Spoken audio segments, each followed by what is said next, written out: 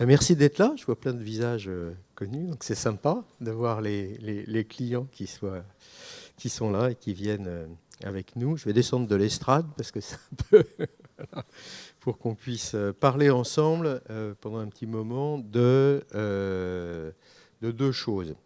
D'une part, de l'état du marché pour tout ce qui est mobilier et matériel d'accompagnement de votre marketing au point de vente et de votre merchandising au point de vente, et puis d'une pratique qui est une des spécialités de Weyrauch Ideaform, qui est le shop-in-shop.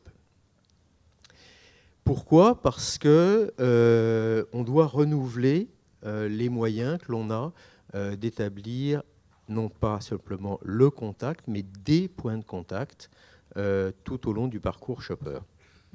Aujourd'hui, on a un shopper qui est à la fois multicanal et des magasins qui sont connectés. On a de plus en plus de moyens de l'attendre, de le contacter, de dialoguer avec lui. Et pourtant, ces moyens sont plus exigeants parce que la fragmentation qu'on a de tous ces moyens rend le choix toujours plus complexe et plus difficile. On a multiplié à la fois les moyens en termes de réseau et de créneaux. On a par exemple pour la télévision avec la TNT une offre qui est absolument extraordinaire. Souvent, il y a encore 10 ans ou 5 ans, on venait avec du matériel au point de vente qui venait en appui de ce qui avait été fait avant. On a aujourd'hui une offre sur tout ce qui est Internet qui a totalement bouleversé les choses. Aujourd'hui, sur les chaînes YouTube, on a un Français sur deux qui se connecte au moins une fois par jour sur les chaînes YouTube. Si vous rajoutez à ça tout ce qu'il existe comme réseaux sociaux, tout ce qu'on a comme moyen de faire parler de vos produits sur les chaînes de télévision, ça devient véritablement compliqué de savoir en fait quel est le meilleur outil. Et en gros, pour faire simple et parler de façon un peu triviale, pas utiliser un marteau pour essayer d'attraper les mouches. Dans ce contexte, c'est plutôt une bonne nouvelle pour nous, puisque le contact réel devient l'influenceur à privilégier dans les points de vente. D'abord parce que contrairement à ce qui a été dit il y a encore 2 ans ou 3 ans, tous les chiffres que l'on a, et les chiffres qu'on a entendus ce matin viennent encore renforcer cette idée, tous les chiffres que l'on a montrent que le point de vente reste l'endroit préféré, pas seulement pour acheter, mais aussi pour comparer, même si l'achat derrière se fait sur Internet. Ce qu'on veut donc, c'est avoir, par le point de vente, un moyen de point de contact et permettre une expérience qui soit unique, personnalisée et positive, parce que si nos shoppers viennent jusqu'au point de vente, c'est justement pour avoir une expérience qui est différente de celle qu'ils peuvent avoir et de la praticité qu'ils peuvent avoir en allant sur Internet. Aujourd'hui, il y a en gros, si on parle hypermarché, supermarché, il y a 7 personnes sur 10 qui font leur course principale en PGC sur ces circuits-là. Mais dans le même temps, il y a l'étude Que choisir de 2014 qui nous montre que 6 personnes sur 10 trouvent que c'est une corvée de le faire. Donc c'est un paradoxe et c'est à nous de tenter d'y remédier. Et tout de suite, ceux qui vont sur le drive, c'est exactement les mêmes chiffres. C'est-à-dire qu'on aurait pu penser il y a quelques années que le fait de ne pas rentrer dans le point de vente était éventuellement la solution, qui, pour être franc, nous inquiétait un petit peu. Non. En réalité, puisque sur les 80 minutes qui vont passer pour leur achat de la semaine quand ils vont vers un hypermarché, ou un supermarché, en gros, on sait qu'il y en a 12 à l'aller, 12 au retour pour le transport. Quand ils vont au drive, c'est la même chose. Alors c'est vrai, il y a les 8 minutes en moins qui sont celles qui sont toujours très très mal vécues d'attente à la caisse. Bon, après, sur les 80 minutes, il nous en reste donc 48, et c'est ces 48-là qu'on va essayer de rendre agréable et de faire en sorte que ce soit, par les moyens qu'on va mettre en place, des opérations qui soient gagnant-gagnant, à la fois pour la marque et pour le distributeur. Pour la marque, parce que ça permet une proximité avec la marque et ça permet d'engager le shopper vers la marque et vers le produit. Et pour le distributeur, parce qu'en créant une expérience d'achat, eh bien, on va amener de la fidélité, autre que sur le prix, qui reste bien sûr un critère très important, pour aller dans les points de vente. Donc pour les marques, le shop-in-shop, c'est un espace en quelque sorte à soi chez un revendeur. Donc après, il peut être événementiel, il peut être semi-permanent, permanent. Pour le fabricant et pour le shopper, ça présente des avantages. D'une part, accroître la visibilité pour montrer une plus grande offre, montrer la cohérence de son offre, maîtriser son image, faire comprendre la cohérence de l'offre et aussi montrer des nouveautés. Ce n'est pas si facile que ça. Quand on rentre dans le point de vente avec une nouveauté, on a peu de temps en fait pour s'exprimer et pour faire que ce soit un succès. Renforcer les moyens à ce moment-là, c'est une véritable chance en fait pour les deux, à la fois pour le fabricant et pour le distributeur. Donc ces points de contact, ils génèrent de la valeur, ils permettent de capitaliser sur ces rencontres et de les transformer donc en engagement en marque et en expérience d'achat.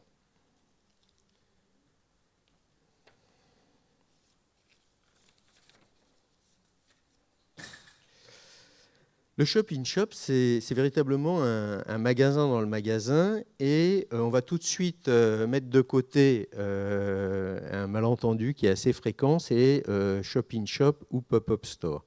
Donc on va mettre ça de côté. Hein. Le pop-up store, hein, c'est une boutique qui est de façon temporaire ou plus permanente, louée par la marque. Tu veux passer au slide suivant, et qui est une boutique en propre que l'on loue ou que l'on achète hein, pour cet événement. On ne parle pas de ces boutiques particulières de marque à l'extérieur, dans le centre commercial. On parle de shop-in-shop, c'est-à-dire une boutique d'un fabricant, de la marque, à l'intérieur d'un point de vente. Quand je dis d'un point de vente, ce n'est pas toujours aussi clair que ça. C'est les grands magasins qui ont vu naître le phénomène des shop-in-shop, avec les parfumeurs hein, qui viennent chercher à la fois le flux général qu'on a dans le magasin, mais qui viennent aussi chercher un autre élément qui est intéressant avec ces shop-in-shop, qui est généré en réalité par les shop-in-shop des concurrents. C'est-à-dire qu'il y a un effet place du marché qui fait que l'animation, le fait que les marques soient côte à côte à l'intérieur de ces espaces et renforce encore l'appétence qu'on peut avoir pour l'effet shop-in-shop. C'est quelque chose d'ailleurs qui est très cultivé ailleurs et qu'on commence à voir se développer ici. Quand on va chez MediaMarkt en Allemagne ou ou les magasins Saturn pour l'électroménager, très clairement, on a ces boutiques, en fait, ces shop-in-shop de marque et qui sont les unes à côté des autres. Et on a remarqué, on a étudié le phénomène. Plus on a en fait de marques et plus le phénomène se renforce et meilleur c'est en fait pour les marques quand les shop-in-shop se juxtaposent. Alors, il n'en faut pas trop parce que sinon il arrive un moment où c'est plus événementiel. Et comme c'est une force en fait du shop-in-shop de créer cette rupture, il faut aussi travailler de façon intelligente entre ce qu'on fait dans le shop-in-shop et les effets que ça a sur le fond de rayon.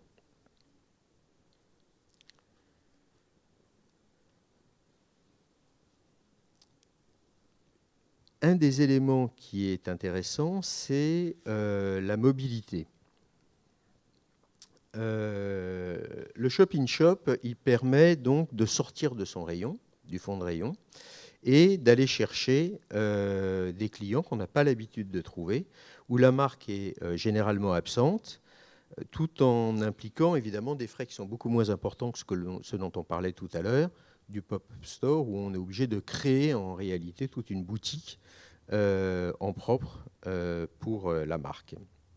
Mais ces shop-in-shop, on les a vus aussi, en dehors de ce qui s'est fait depuis longtemps dans les grands magasins pour la parfumerie, on les a vus aussi dans les lieux de flux et de trafic, avec bien sûr le travel retail, les aéroports et les gares, où on va chercher du flux et des clients potentiels qui sont venus en réalité pour un autre service, qui sont venus pour attraper un train, attraper un avion, et qui sont intéressants parce qu'ils sont disponibles en même temps pour rencontrer des marques, des produits qui n'étaient pas venus nécessairement chercher à cet endroit-là.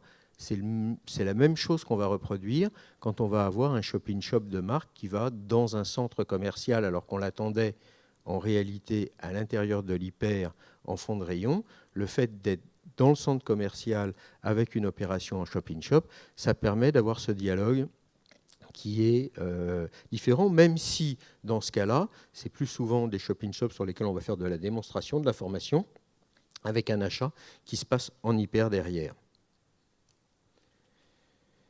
Alors, l'autre question, c'est est-ce qu'on est éphémère, est-ce qu'on est permanent, et quel format?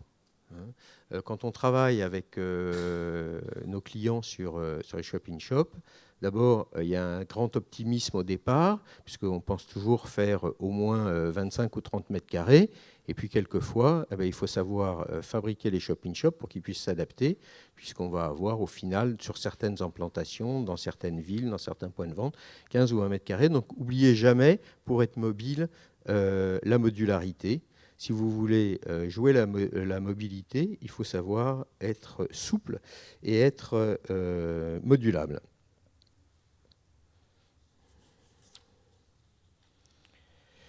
Cet effet de shop-in-shop de marque à l'intérieur des points de vente, on en a pas mal parlé en France au moment de Carrefour Planète. Et puis comme le système Carrefour Planète était cher, avait du mal à fonctionner, il y a eu une sorte d'oubli de cette façon de juxtaposer les marques, en disant, puisque chez Carrefour, ça ne s'est pas fait et ça ne s'est pas déployé, on n'est pas sûr que ça fonctionne. Et on voit au contraire un retour, maintenant, quelques années après, avec ces shop-in-shop qui refleurissent et qui sont adoptés pour finir un peu partout et par tout le monde. On voit même dans des circuits où on avait moins l'habitude de les trouver, des shop-in-shop. On a, par exemple, comme ça, vu le mois dernier, là, enfin même au début de ce mois, s'implanter dans les anciens espaces qui étaient dans les FNAC pour SFR, s'implanter des produits qu'on n'avait pas l'habitude de voir dans des mini-points de vente permanents, en marque propre pour Wonderbox, qui a implanté comme ça. Ils en sont déjà à une dizaine de shop-in-shop qui ont été implantés dans des FNAC en France et en Espagne. Alors,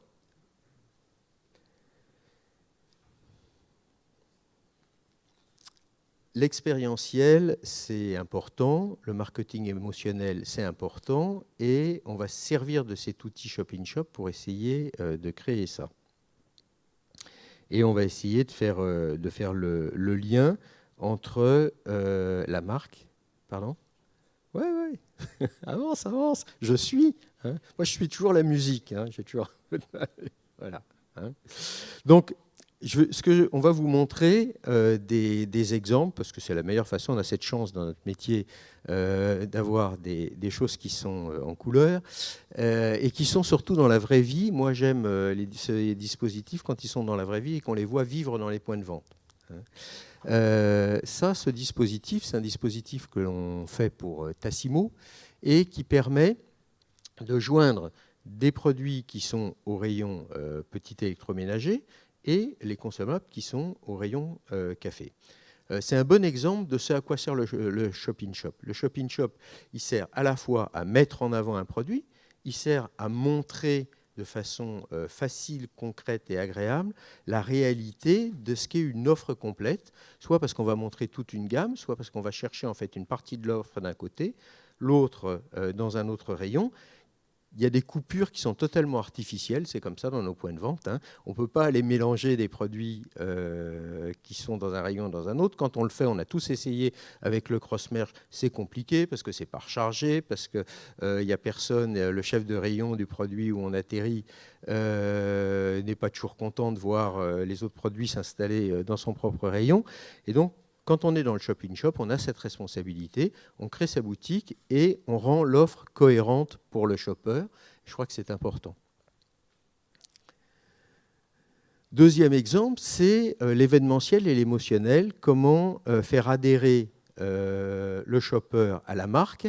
Et ça, ce sont des shop-in-shop que l'on fait pour Milka, avec toujours au centre du dispositif ces vaches. On a un cheptel de vaches à l'usine qu'on va monter avec différents shop-in-shop, parce que celui déjà d'il y a quelques années, mais enfin on en a un nouveau en cours.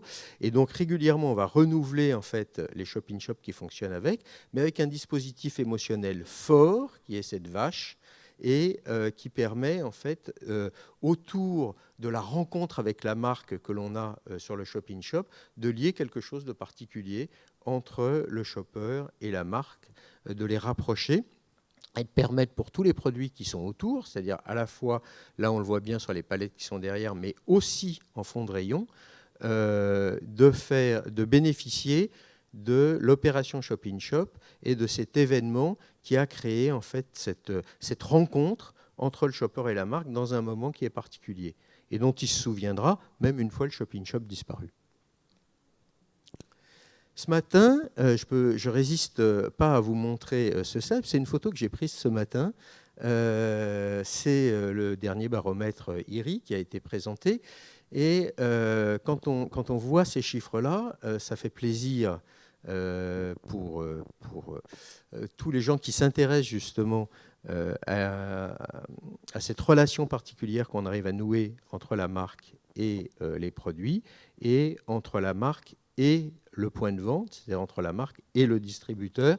Quand on voit que les shoppers demandent à 50% demandent à avoir plus de dégustation, plus de tests produits, 39% plus d'innovation visible en magasin, 26% des rayons qui regroupent les innovations, 23% plus d'animation pour les innovations, des pôles regroupant les innovations, on se dit que voilà, l'outil mise en scène, l'outil Shop-in-Shop est fait pour ça et qu'on répond à cette demande des shoppers. Ces chiffres-là, j'en discutais avec l'équipe d'IRI tout à l'heure, ils sont montés ces dernières années. Et ils sont montés pourquoi ? Parce qu'il y a cette envie et cette appétence, alors que le phénomène prix et promotion est toujours aussi important. Et il ne faut surtout pas croire que c'est au détriment de l'importance du prix. Si les gens s'intéressent à ça, c'est parce que le problème de la promotion sur le prix et du prix a été réglé par le distributeur par ailleurs. Et donc maintenant, ça laisse libre ce champ. Une fois le shopper rassuré sur le distributeur qu'il a choisi pour les prix, ça lui permet en fait de découvrir des nouveautés, des nouveaux produits dans le point de vente. Alors, un exemple lié à ce qu'on vient de voir, plus de tests, plus de dégustation, plus de relations avec le produit et avec la marque. Là, en plus, ce sont des produits qui étaient un petit peu technologiques, puisque ce sont des capsules, mais ce sont des capsules qui ne sont pas des capsules à système fermé, hein, c'est-à-dire en gros réservées à des produits Nespresso, mais qui permettent de fonctionner sur toutes les machines, dont les machines Nespresso, vendues par un autre opérateur. Ça demande à la fois de la séduction, de la compréhension et de la réassurance du client au moment de l'achat. Et c'est très important d'être là avec des shop-in-shop pour faire comprendre, montrer, faire goûter les produits grâce à ce type d'opération. Un autre shop-in-shop pour nous assez classique. Voilà. Alors, je fais très attention à ce que je dis, parce que je vois que le client est dans la salle pour Chanel. Je vous remercie d'être là. Et ça, c'est une opération dans un aéroport, donc en travel retail, avec une boutique Chanel, ce qui va permettre en fait de créer cette relation particulière avec les clients, de montrer toute une gamme et de faire comprendre toute l'offre, qui est une offre à la fois maquillage ici et soins, dans une boutique qui est une boutique en propre, alors qu'on sait très bien qu'à côté, il y a des boutiques de duty-free multi-produits, et ça va renforcer à la fois la relation entre les clients et la marque et nourrir le flux derrière vers ces points de vente qui, eux, sont permanents à l'intérieur de l'aéroport, dans la zone duty-free ou dans la zone Liman. Un autre exemple, Chanel, avec un shop-in-shop qui, lui, ici, a une autre fonction, puisqu'on est dans un grand magasin, et là, c'est l'effet place du marché, c'est-à-dire qu'on va bénéficier, dans un espace où on est venu en sachant en fait, qu'il y avait différents shop-in-shop de marques, pour avoir plus de choix, et avoir, quand on rentre dans chacune de ces boutiques constituées par le shop-in-shop, une relation qui est particulière avec la marque, et une relation directe de confiance, parce qu'on sait qu'on est directement chez la marque à l'intérieur de ces shop-in-shop. Ici, pour L'Oréal, avec le même concept, et donc on va avoir comme ça la possibilité de découvrir toute une gamme de produits dans ces shop-in-shops. Ces shop-in-shops, ici, sont des shop-in-shops qui vont rester pour quelques mois, mais ce sont des shop-in-shops qui sont temporaires et qui ne sont pas des boutiques définitives, même si dans la façon de les construire et de les fabriquer chez Vieille Robéry et Déaform, on utilise des matériaux, des techniques qui sont des techniques aussi sophistiquées que ce que l'on ferait dans un point de vente classique. Simplement, ils sont pensés pour être installés, montés et démontés par nos équipes. Encore un exemple de shop-in-shop place du marché pour Serge Lutens. Les shop-in-shop, ce n'est pas simplement un îlot sous forme d'une boutique. Et une marque peut décider d'avoir son propre espace, en accord avec le distributeur, dans le linéaire. Donc on parlait tout à l'heure de fonds de rayon, et là encore, ça me fait plaisir parce que je vois que notre client est là avec nous ce soir. Et c'est des opérations que l'on fait pour PlayStation, donc les jeux PlayStation de Sony, pour lesquels il y a énormément d'informations, beaucoup de produits à découvrir, des produits qui sont sur l'espace que l'on fabrique dans le linéaire et que l'on installe dans le linéaire en démonstration et qui vont permettre non seulement de comprendre le jeu, de jouer avec le jeu, mais de voir toute l'offre qui est possible, c'est-à-dire les consommables, les jeux, les platines de jeu et tous les accessoires en fait, que l'on va pouvoir avoir sur cette zone d'expérience et sur le linéaire qui fonctionne avec. Ici, un autre exemple, avec une boutique de marque que nous faisons pour Evian, sur l'eau, avec tous les produits, mais où on va avoir à la fois tout un tas d'expériences grâce à des écrans, grâce à une mise en lumière des produits, mais tout un tas de produits aussi qui sont à l'avantage du distributeur. On va avoir des systèmes de gravity qui sont particuliers de façon à ce que les produits soient rechargés facilement, avoir une segmentation qui est facile, avoir des produits réfrigérés pour certains produits parce que ça correspond à l'offre. Et donc, il faut... Encore une fois, c'est gagnant-gagnant. Il faut à la fois dans un shop-in-shop trouver matière à ce que ce soit un avantage pour le shopper, mais aussi pour le distributeur. Voilà donc les mots-clés du shop-in-shop si on veut multiplier ces points de contact et cette opportunité shop-in-shop compte tenu de l'ouverture du marché des distributeurs sur cette formule. C'est l'accueil, le service, la personnalisation, c'est très important. Les gens ont besoin en fait de sentir qu'on les reçoit eux personnellement sur les shop-in-shop. Et pour ça, on a quelques outils, l'interactivité aussi. Et on va vous montrer juste en quelques exemples ce que l'on fait. Voilà, l'humain est très important. Et c'est une des chances du shop-in-shop, et c'est ce qui fait sa spécificité, c'est qu'on est accueilli par des gens qui vont pouvoir échanger avec vous et vous faire vivre l'expérience du produit, alors que c'est une frustration qui est souvent rencontrée par les shoppers dans les points de vente. Ensuite, dans l'expérience, là, ici, c'est chez Sephora l'espace Nars Maquillage, le service et l'offre que l'on peut faire aux shoppers de faire l'expérience du produit, mais l'expérience du produit avec le savoir-faire de la marque qui va l'aider pour le maquillage. Ensuite, un autre aspect de cette relation et de cette interactivité que l'on peut faire par le numérique. Et là-dessus, on a tous vécu ces dernières années des expériences qui sont, on va dire, mitigées. Nous, on a mis beaucoup d'écrans dans les rayons et on a mis beaucoup d'écrans dans les présentoirs.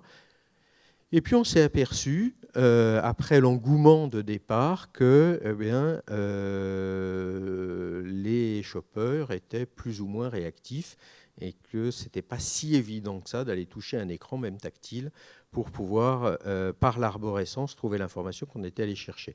On est parti complètement à l'envers chez Weil Robert et Diaform et on a travaillé sur quelque chose de plus intuitif en replaçant au centre le produit, avec un système de capteurs et de senseurs qui font qu'on prend le produit, et c'est quand on prend le produit qu'on lance une information, une application, un film sur l'écran, mais ce n'est pas nécessairement sur un écran. Ça peut être des effets lumineux, ça peut être des effets sonores, et on commence, parce que c'était un gros travail.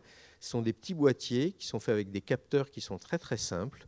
Une technique qui est particulièrement intéressante parce qu'elle ne nécessite pas d'avoir un ordinateur à l'intérieur du rayon, mais qui permet comme ça d'être intuitif et interactif, ce qui est une nouvelle façon de voir ça. Si ça vous intéresse, on a la démo qui est sur le stand Weil Robert là-haut.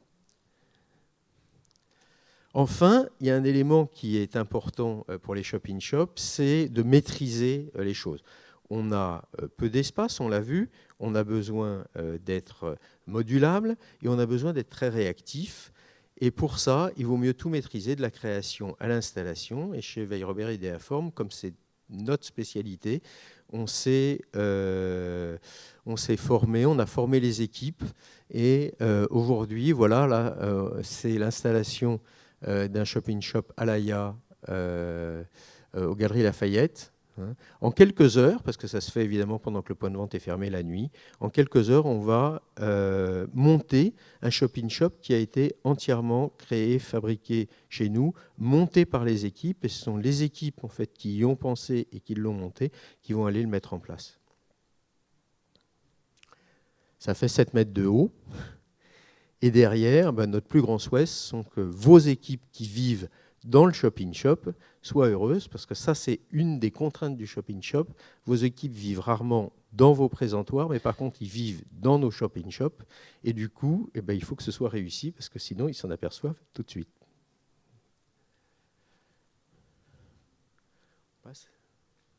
Voilà.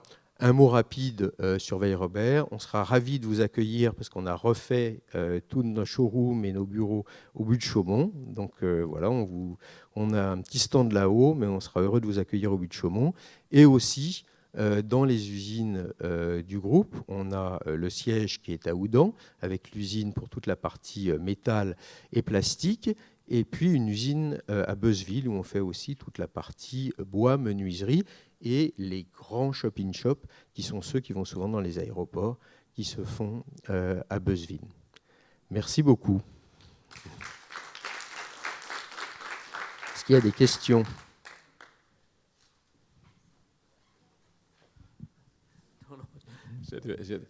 Comment ça va? Bon. Mais j'ai une question pour toi. Quelle est la possibilité de réutiliser toutes ces solutions? Parce que le problème, c'est toujours de l'échelle des investissements. Un shop-in-shop, par exemple, comme le shop-in-shop Tassimo, est un shop-in-shop qui est fait pour être réutilisé. On estime qu'il va avoir une durée de vie d'environ 2 ans. On en a une vingtaine qui tournent de façon à pouvoir être réactif. Parce qu'il y a des moments forts dans l'année, donc il faut pouvoir en installer beaucoup, puis des moments où c'est un peu plus souple. Et donc, ils sont conçus dès le départ, mais ça, on a besoin de le savoir au départ, pour être réutilisés après. Voilà.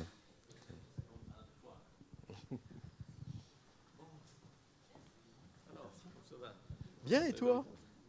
Sympa de te voir. Ah oui.